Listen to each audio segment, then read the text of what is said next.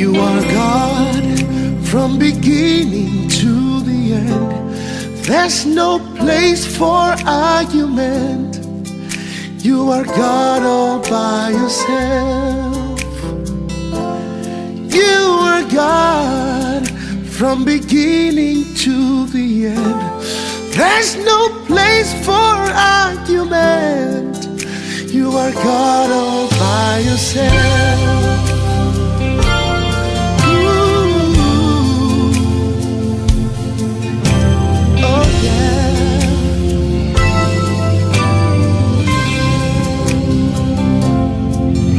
You've got times and seasons in your hands. You called for light out of darkness. You don't need a man to be the God you are, but you have chosen to call me your own. Oh, you are God from beginning to the end. There's no place for argument. Oh, you are God all by yourself. You are God from beginning to the end. There's no place for argument. You are God all by yourself. You've got times and seasons in your hands. Hallelujah, hallelujah, hallelujah, hallelujah. May you give God a mighty hand clap. May you give God a mighty shout of hallelujah. Mukama waffe yeebazibwe nnyo, njaga kubalamusaako nnyo mu linnya erisinga amanya gonna erya Mukama waffe Yesu abeerera ddala omulamu. You are God. There is no place for argument. You change seasons and times. Hallelujah, hallelujah. Seasons and times are in your hands. Makasheterebo siyakata. Agala okwebaza Katonda. You are God from beginning to the end. There's no place for argument. You are God all by yourself. Mwesigwa nnyo Katonda omulamu. Njagala kwebaza Katonda ku lw'obulamu bwammwe yonna gye musinzidde mu maanyi ag'omwoyo omutukuvu. Twagala okwebaza Katonda ku lw'obulamu bwammwe. Njagala okwebaza Mukama kubanga mwesigwa nnyo abadde mwesigwa nnyo ekigendedde ddala eri obulamu bwaffe. Njala kwebaza mu mwenna abayimiridde naffe mu buweereza mu byensimbi mu linnya lya Mukama waffe Yesu. Twebaza Katonda abali beetaaga miliyoni 46 mu emitwalo 40 ku mulundi guno nga twetaaga miliyoni 10 zokka okulabika nti no tusecuringa ettaka ery'obuweereza. Mukama mwesigwa nnyo, twagala okukimwebaliza mu linnya lya Mukama waffe Yesu abeerera ddala omulamu. Neebaza Mukama ku lw'obuweereza buno. Mukama atukoze obulungi obutali butono. Mwenna mikono gyaffe yonna gye musinzidde, abatwagala n'abatatwagala, nammwe mbalamusizaako nnyo mu maanyi ag'omwoyo omutukuvu. Babulesi musante ate mmwe tubaagale nnyo n'okusingira ddala. Yonna gy'osinzidde mu mawanga ag'enjawulo, olwo mikono gyaffe abali mu Finland, olwo mikono gyaffe abali mu Norway, mukwano gwaffe omwali awo bayitawo Poland, waliwo abali mu Netherland, ani ali mu Netherlands awo, olwo mikono gyaffe abali mu Netherlands awo. Twebaza Mukama ku lw'obulamu bwammwe. Kenya twebaza Katonda, South Africa twebaza Mukama, Uganda, Kampala, East Africa, Kenya, big up. Twebaza Mukama kubanga mulungi nnyo ekisa kye kibeerera emirembe gyonna. Mbebaza mwenna abakuŋŋaana naffe mu WhatsApp channel zaffe, WhatsApp fellowships zaffe. Twebaza Katonda kubanga atukoze obulungi obutali butono. Ekyamazima kiri nti Mukama mwesigwa nnyo. Tusinzidde wano ku Just Gospel Sword.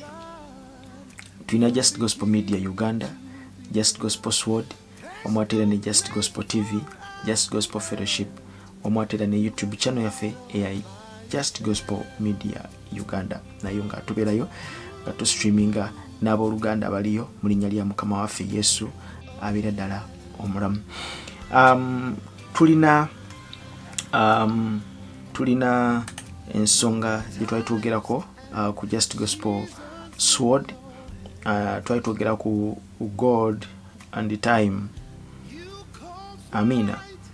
Ebiseera ebisinga tulina point gye tumisinga out mu bulamu bwaffe obwa bulijjo. Amina.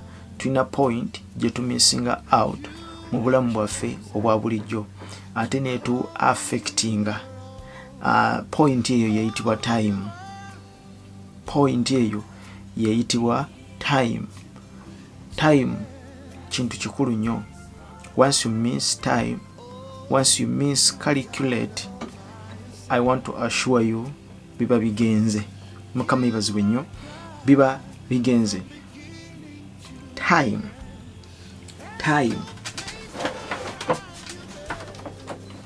Mukama ibazibwe nnyo. Time. Kintu kikulu nnyo. Kituyita time. Kintu kikulu nnyo. Whatever you're planning, whatever you're thinking of, it's on a schedule. It's on a tick-tock. Tick-tock. Second, a minute, an hour, a day, a week, a month, and a year. Amina. So, manya buli kyokola kyonna, whatever you're doing, whatever you're holding in your hands, whatever you're thinking of, it's recorded on time.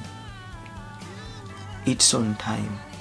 Once you miss your season, once you miss your time, once you miss your day, ekyo kasita kikuyitako okudda, then tugenda kuba tukutegeeza nti wa missing ebiro byo byakuyitako. Ebiro ebyo okudda kitwala eddaala ddene, kitwala omutango.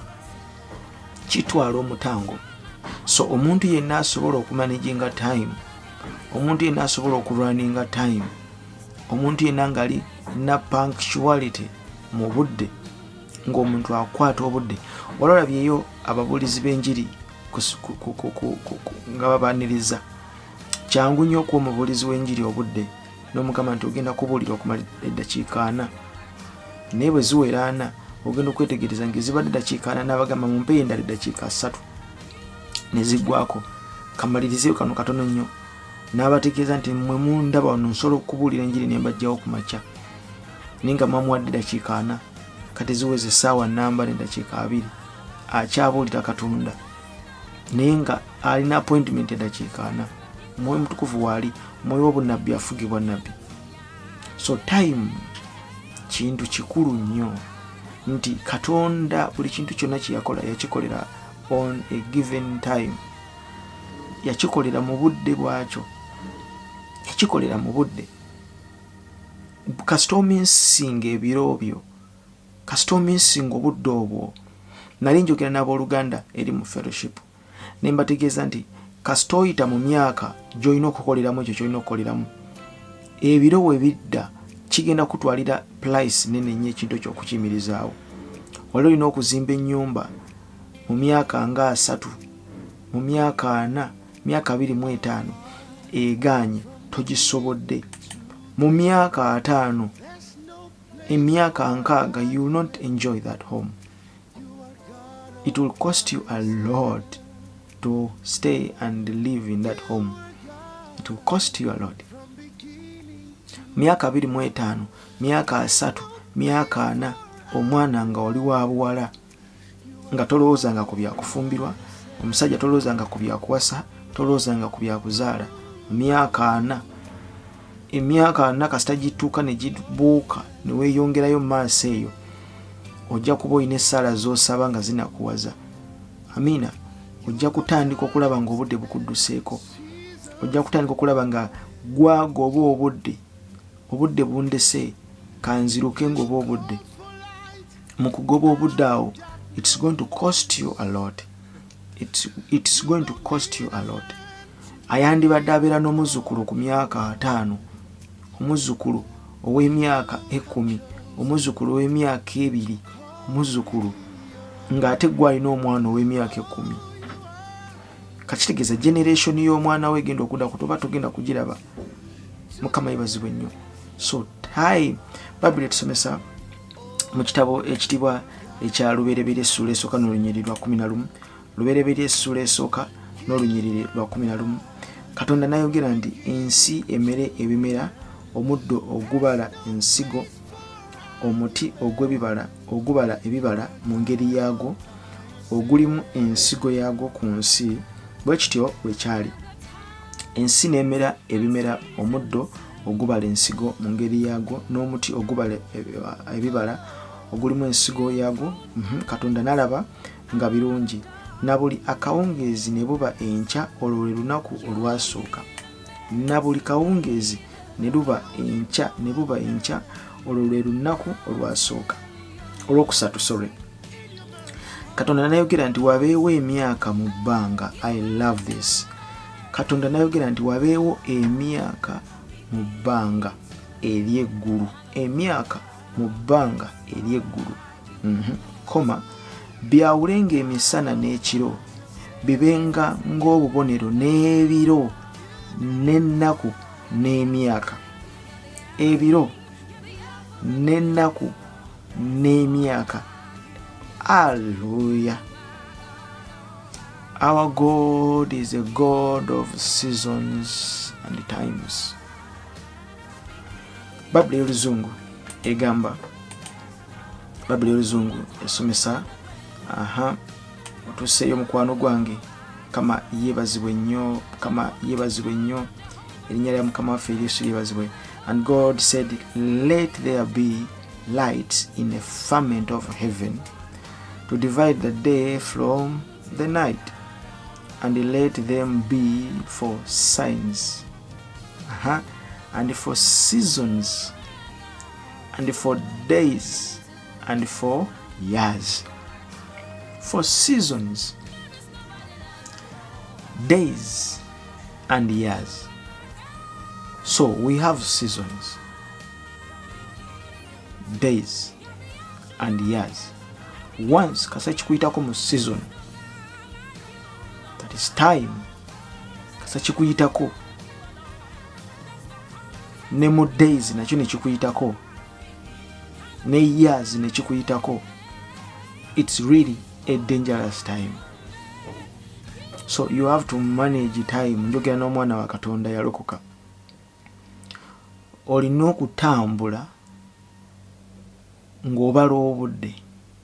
Olina okutambula ng'otunuulira obudde. Totambula butambuzi fwa. Totambula butambuzi empewo gye ntwala gye nzunza gye ntwala. N'alabira eyo. Katonda yakolera Saala ekyamagero, naye ekyamagero kigenda okutuuka nga Saala ekyamagero takyegomba na kyegomba. Ekyamagero kigenda okutuuka nga Saala n'ekyamagero takyegomba. Saala yazaalira ku myaka 9. Ku mwenna abaleeyi abampuliriza, ani yandiyagadde okuzaalira ku myaka 9? Ani? Balaba omukazi amagumba gonna gaweddeyo, hips tekukyali wadde. Hips gana amagumba gana agakavalinga omwana, agabumba omwana. Nga tokyali muntu atunuulikikako, wabula nga twasigala busigazi kusabira kyamagero kikutuukeko. Saala ono eguba mulembe guno ateeka okuba nga mu biro bye yalimu, sizonize ze yalimu, ez'okulabika nti naafuniramu olubuto okuzaala omwana afumbirwe, ateeka okuba nga nkubamu akafaananyi mu biro bino nga yali alina embeera gye yali atambuliramu. Bwekuba kubeera nti nno yali tamira gaweke, kutta magi gali mu lubuto, ebiseera bye n'abyonoona, embuto n'azijjamu, n'akyanga abasajja kudda eno n'eno n'eno n'eno. n'amira empeke neyeekuba empiso n'asiriza amagi n'agateekamu obuweta. Ebyo byonna mu budde obwo. You are burning time. You're burning your seasons. You're burning your seasons. You're burning your time and you're burning years. You are destroying your future. Buli woyonoona obudde ne buyitawo nga ky'obadde olina okukolera mu budde obwo tokikoze. You're dealing with evil before you. Kubanga akadde kagenda kutuuka. You need that. You need it. Akadde kagenda kutuuka nga weetaaga akadde ako kakomewo. Otandika okukalowoozaamu. Bangi kuffe tulina ebintu bye twakola mu myaka egyo. Bangi kuffe tulina ebintu bye twakola mu budde obwo. Naye nga bw'osiriikiriramu olunaku lw'olwaleero n'ogamba singa nakola ekintu kino mu budde buli eri. Singa nakikola. Singa nakikwata ne nkitereeza. Oboolyawo singa ono siriiwo. Oboolyawo singa ndiko walako. Oboolyawo singa ninako wendi awalala. Naye nabyonoona. Tebyatambula bulungi. Byayonooneka. I missed a step. I messed up somewhere. I lost. But now I'm here back again. Katonda okuwa Saala omwana oligenda kutegeereza nti Saala kennyini yatuuka n'agamba nze kiyinzika kumbeerekako kitya kino. Tekisoboka. Ng'alaba tekiyinzika. Ng'alaba kizibu. Ng'alaba bagenda kumusekerera. Ng'alaba agenda kubuusabuusa omwana myaka 9 ali wakati mu bwana bwala bwa myaka 25. Buyonsa naye ajjayo butiddayo ali mu kuyonsa. Buli mu kuyonsa. Myaka 25 buli mu kuyonsa. Saala naye emyaka 9 ayingidde mu liigi. Ajjayo butiddayo zomba naye ali mu kuyonsa. Nga Dawudi n'asiriikirira mbwati n'agamba naye yinze ddala Saala. Katonda yesu asobola okukola ekyamagero. Katonda asobola okukikola. Era nkikusabidde kikubeereko mu linnya lya Mukama waffe Yesu. Atazaala Mukama akikukolere. Naye waliwo ebiseera bye wayitamu emabegakaawo nga wabyonoona. Mu budde bwe wali olina okuwasizaamu ofune omukyala agenda okukutegeera mutambule naye obudde obuwanvu. Wabumala oli mu kukebera wafuuka musawo. Okebera ono n'okebera n'oli noonya ali bw'ati. N'ogenda mu bawanvu n'ogenda mu bampi. N'onoonya aba business class n'obavaamu. N'ogenda mu ba first class n'obavaamu. N'ogakati nze noonya bannakyeyombekedde balina laavu n'otuukayo ne bakukuba amakuuli n'ovaayo. Nkyamunoonya. Nkyamwetegereza nkyalinda Katonda ayogere. Naye olinda Katonda ayogere naye kyoli mu kwekola eno mukwaya nkoko baana. Abaana b'abandi bonna ngo batankudde. Kati ebiseera ebisinga buli wookwata ensigo za kasooli n'ozisiga mu sizoni etali ntuufu. Edda twalimanga naye ng'olina okubala n'otegeera nti sizoni eno bweti enkuba egenda kulwawo begenda kwanguwa. Enkuba olumu yayanguwanga olumu neerwawo. Kati abaasiganga ensigo nga tebategedde ebiseera bya kusigiramu, ensigo zaabeeranga mu ttaka ne zikkalirayo. Enkoko ne zitandika okuzitakulanga ne zizirya. Mwezi gumu teri kiriyo. Ffenno twatandikanga okusomba amazzi ku luzzi ne tutandikanga okufukirira ensigo ezo zetutadde mu ttaka tusobole okukavalinga out season eri. Tubanga tukitegedde nti tutaddeyo ensigo zino eza kasooli mu season enfu mu budde obufu. Kyatutwalira ebbanga okugenda okukola irrigation system ey'omu ngalo manual. Mukima amazzi ne muteeka pipa wali ne mugijjuza amazzi ne mukwata ebbomba ne mutandika okufuuyira okuyiwa amazzi mu nnimiro nene ekanga namba. Do you know what it takes? Do you know what it takes? It takes a lot. It takes a lot. Kubanga we messed up somewhere. Kubanga we messed up. Oyinza okumala obudde ne weetooloola ebbanga lyonna mu butamanyi obwo no so-called destroying your future, no so-called destroying your seasons and times. Mukama yibazibwe nnyo. Katonda buli kye yakola Bible esomesa mu Genesis 1:14, and God said, let there be lights in the firmament of the heaven to divide the day from night. That is time. Divide the day and night. He is a God of heaven and the earth. Bible esomesa, and let them be for signs. It's a sign. Bululengera obudde nti buzibye, that's a sign. Bukedde, that's a sign for a day, for a new day, and for the closing of a day. Seasons, days and years. You must know season is olimu. You must know the days you are in. You must know the years you are in. The year. Wali obaddeko awo n'obuuza omuntu leero lwakumeka naga simanyi. Wali obaddeko awo n'ogamba omuntu kundi leero lwakumeka naga simanyi, saa ziri mmeka? Agenda okukeeta saa ziri 8 naye nga yadde alina okubaako kyakola ku saa 8. Saa 7 yadde alina okubaako kyakola, yadde alina okubaako waali. Naye essaawa 7 ziyiseeko ziri mu saa 8. Bannange enfudde ziri saa 8. Mugundi musoke muleke empito y'emisinde. Nadduka, you are going to cost a lot to cover out that. It will cost you a lot. It will cost you a lot. It will cost you a lot. You'll again lose and lose. Why? Because walemererwa okutegeera kiwali olina okukola kubanga tomanyi kubala biro byo na biseera. Tomanyi biro byo. Tomanyi kukyalirwako. Tomanyi kukyalirwako. Tomanyi, you are ignorant. Tomanyi kukyalirwako. Okukyalirwako tewakutegeera. Tewakutegeera. Ebiro byo tewabimanyi. Ebiro business eyo erina okutambulira.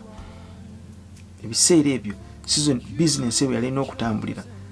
Kayetaaga okuteekamu ssente ng'amagoba tolina kugalya wabula ng'olina kugazzaamu. Ate gwe bye biseera bye waliirangamu amagoba. Kati business etuuse tekyasobola kuyimirira kwetengerera. Kati olina kwewola mu banka atozzeeyo mu business. Ate banka yeetaaga ensimbi zaazo. Brothers and sisters, you are going to, it will cost you a lot. It will cost you a lot. Mu buweereza bwe tulimu. Mu buweereza bwe tulimu. Kasa tomanya biro byo bya buweereza bwo. Sitato bitegeera. If you don't know, if you be ignorant about your seasons, times and days in your ministry, it will cost you a lot. Abangi Katonda yabayita, bangi Katonda n'abatuma ne batategeera biro byabwe bwe balina kukoleramu. Kakati ne weesanga ng'omuntu ali mu myaka Katonda yamuyita tannaba kumusindika genda kukola mulimu naye amuyise. Ani abadde ali mu kwogera ku kintu ekyo yadde Pastor Jovia ng'ali mu kusomesa ku kye bayita anointing and mantle. Amina. Katonda asobola okukuyita n'atakutuma, n'akuyita n'obeera olinde ddi wagenda okukutuma. Kamaffe Yesu ayita ba Petero n'abagamba mukye muyite nange n'abafuula abavubi b'abantu. Kati amala okubayita abakulu bajja ate balina okulinda ate abatume. Bangi kuffe, bangi kumwe abali eyo. Katonda ekituufu yabayita mu buweereza. Ekituufu yabayita, ekituufu mina calling ya Katonda, ekituufu mina anointing ya Katonda. Naye mu kukuyita akwetaaga otuulaawo, akwetaaga obeerawo olinde instructions. Olina okuwuliriza instructions za Katonda. Kiki kyazzaako? Ngamba ki? Mulimu ngutandike sigutandika. Otherwise ogenda kugutandika omulimu ng'oli ku lulwo. it will cost you a lot. Banji kumwe muyingira okusaba n'okusiba kwe mutandiyingidde namu. Banji kumwe mulwana n'ebintu naye nga temwalifubi nnyo nakulafuuba n'okwo konna. Okubeera ate mu ministry, okubonaabonera ennyo mu ministry tekitegeeza nti ate Katonda akuyise. Waliwo abatandise ministry nga tebabonyeebonye nga obujulizi bwabwe buli live, buli ku mukeeka. Ate togenda kubasongamu bagambe Mukama tabakoledde, ffe mujje tubawo obujulizi gye tuyise. Twabonaabona mwabonaabona, yes. Kati we mwabonaabona kati muli walwaleero. Mwabonaabona nesitulira mukyapangisa. Mwabonaabona kituufu, mwabonaabona neera still bakyabanja emizindaalo. Mwabonaabona kituufu, yes. Naye temunnazimba kanisa. Mukyali mu kubonaaboneera. Onfuna. So, olina okuyimirira mu biseera ebyo Katonda byakuyitiddemu okola ekintu ekituufu mu budde bwakyo obutuufu. Otherwise, you are going to mess up. Olina Nicholas ku Just Gospel Sword kujukiza tebuli lwa Monday Lwokubiri n'Olwokusatu tubeerawo wano mu linnya lya Mukama waffe Yesu Kristo abira ddala omulamu. Lunaku Olwokuna tubeera ate mu fellowship centers zaffe nga tuli mu kunyumya n'abooluganda nga tuli mu kulaba obuweereza engeri gye butambulamu mu linnya lya Mukama waffe Yesu. Lunaku Olwokutaano n'Olwomukaaga tubeera ku Just Gospel Media Uganda ne YouTube channel zaffe nga tuyigiriza ku mulabe w'ekkanisa. Lunaku olwa Sunday tubeera ku Just Gospel TV nga tusomesa Heaven and Earth. Mukama abankumire era abanjagalire, mbagala nnyo. Nze Nicholas gabanako ne mukwano gwo, shiyalingako ne mukwano gwo, muno musindikire ku kalinki, muno muyite ajje awulire ebigambo bino bibanga bikuwadde omukisa. Mikwano gyaffe abali ku Just Gospel Media Uganda namwe tubaagala nnyo. Namwe abali ku channel zaffe za YouTube namwe tubaagala nnyo. Page yaffe nayo tugikozesa olw'omulimu gufaanaganako bwe guti manyi ag'omwoyo omutukuvu. Oli ku Just Gospel Sword. Hallelujah. Katonda bw'akuyita mu buweereza olina okwegendereza. Yes, anointing ogirina, ekigambo kirina, naye there is a time gy'akulindiddemu alabike ng'akusindika. Akulinze somewhere, alina waakulinze akyali mu kukuteekateeka. Kakati ogenda kudduka gw'ogende weetwale nga totegedde biro byo na biseera byo birina kutambuliramu, birina kutandikiramu mulimu ogwo. Tonnabaako kyewaabadde, tolinaako kyewaatuuseeko. Kati ogenda kutwala obudde buyitirivu nnyo. Obudde bw'oba oli mu kumala obwo bwonna bw'oli mu kumala obwo oli mu budde bwa training, naye ogenda kubonaaboneramu ebintu bingi nnyo bigenda kukukuba, bingi nnyo bigenda kukwataakinga. Amiina. So kiba kirungi nnyo n'owuliriza eddoboozi lya Katonda naga nti kati it's time to go, you go, let me go with you, oba lindako. Amiina. Oyinza okwetoloola ebbanga ddene ng'oli mu buweereza, newetoloola emyaka nga 10 ng'oli mu buweereza, n'owulira nga bukumenya, n'owulira nga bukuzittoweredde, n'owulira ng'oggwawo ng'ofa. Kanisa esobola okuziika omuntu, obuweereza busobola okutta omuntu. Kubuulira mukwano gwange, obuweereza busobola okutta omuntu. Omuntu asobola okufa, osobola okufiira ddala mu buweereza buno lwansonga nti you messed up somewhere. Ebintu tewabikwata nga byali binakutambula, ebintu nga wabisu, ebintu nga tewamanya biro na biseera mwolina kukolera mu kintu ekifaanaganako bwe kityo. So at the end of the day ogenda kuleeta obuzibu ku bulamu bwo. Amiina. So kiba kirungi nnyo eryo n'ebbanga ly'omala ng'oli mu kulwana olafuubana, era eryo n'ebbanga wandibadde olina training gy'olimu Mukama ng'ali mu kuyigiriza, olinaewo omuntu w'otudde ng'ali mu kukuyigiriza, olinaewo omuntu w'otudde ng'oli mu kuwuliriza, then n'omala n'ofuna obudde obulungi Mukama n'akusindika kati genda okole omulimu, genda otandika omulimu. Kati agenda okukutuma nti ate genda otandika omulimu ate ng'okooye awugane bannange nedda ng'owulira okooye oweddemu amaanyi. Amiina. So njagala kubalabisaako era mbasabira ekisa kya Katonda kibanyweze, ekisa kya Katonda kibakuume, Katonda mwene yennyini abanyweze mu maanyi ag'omwoyo omutukuvu ebiro n'ebiseera. Kikulu nnyo, never mess up. Katonda yakola buli kimu kyeyakola ng'akikolera mu budde. Pablo esomesa ndi munaku 7 yamaliza byonna n'awummula. Lunaku olwasooka n'akola kino, lunaku olwokubiri n'akola kino, byonna n'alaba nga birungi. And night and day was a sign sign of times, sign of seasons, days and nights. So buli kimu kyokola fuba nnyo okulaba ng'okikola mu budde bwakyo obutuufu. Buli kimu kyokola fuba okukiraba ng'okikola mu biseera byakyo ebituufu, so that you do not mess up. Otherwise obudde bugenda kuddukako, obudde bugenda kukulekawo. Tokkiriza budde kukulekawo.